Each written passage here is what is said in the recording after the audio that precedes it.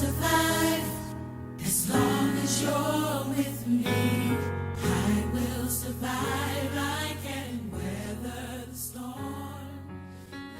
I was diagnosed in January of last year, 2020, the year of doom, as I call it. It was interesting. I had just had a appointment with my OBGYN, and she didn't feel anything, and 2 weeks later I found it, and there I was. I went to get a mammogram the next day, where interestingly enough they couldn't see anything, and they went on to do an ultrasound, and that's how they found it, and they did the biopsy and it came back as breast cancer.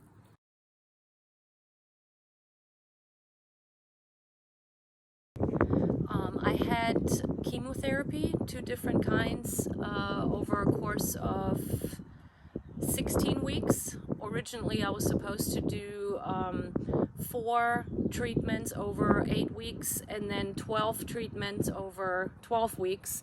But the second half we decided to also do 4 treatments, so they did a dense dose treatment over another 8 weeks.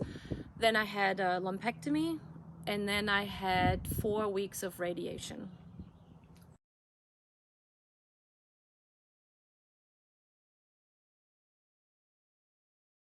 Yeah, COVID was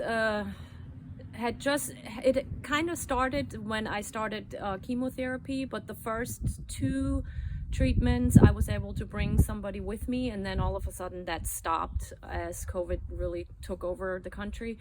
And it was hard. I decided to have my kids stay with their dad for the whole time, which was very hard. Couldn't see them. And it was just, I was kind of locked in the house for the rest of the treatment because I just didn't want to get sick with COVID and get taken down by that. And it was also part of why we decided to switch the second half of the treatment into only 4 visits instead of 12, so to kind of keep me away from the risk of getting COVID by going to the hospital.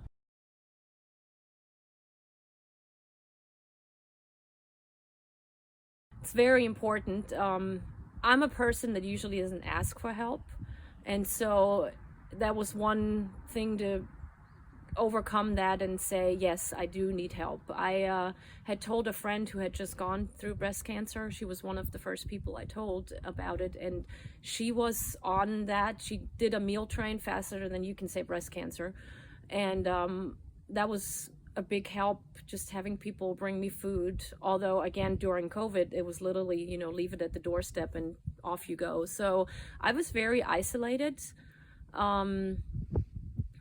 But at least I had help to kind of get me through the days. The one other hard thing for me was that my whole family and lots of my good friends are in Germany. And for them, it was really hard because they couldn't help me. They couldn't do anything and just kind of had to watch everything from afar.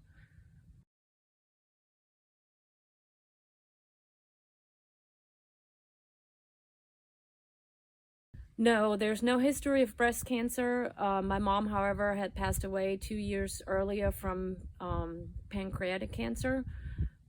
I have heard that it may be related, but my genetic testing all came back negative. So with triple negative breast cancer, what I had is, it's kind of like if you don't have the breast cancer gene and you have no history of it, it's kind of like, well, they don't really know where it came from. It's just a bad luck, basically.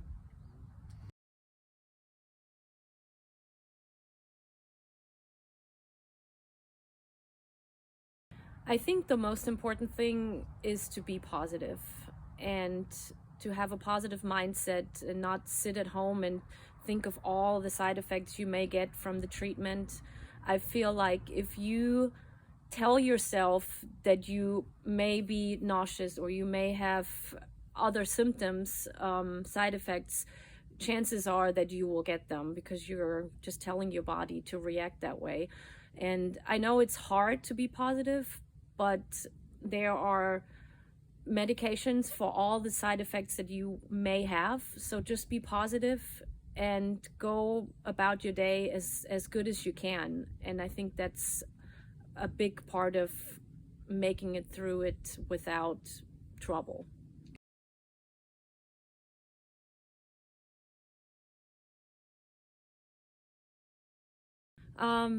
So right now, obviously, I go back for checkups very often. With triple negative breast cancer, the reoccurrence rate in the first 2 years is the highest. So right now I go every 3 months. There's always something in the back of your head that, makes you think, is it going to come back? What's going to happen? But at the end of the day, I try to just push that away and just live life as much as I can.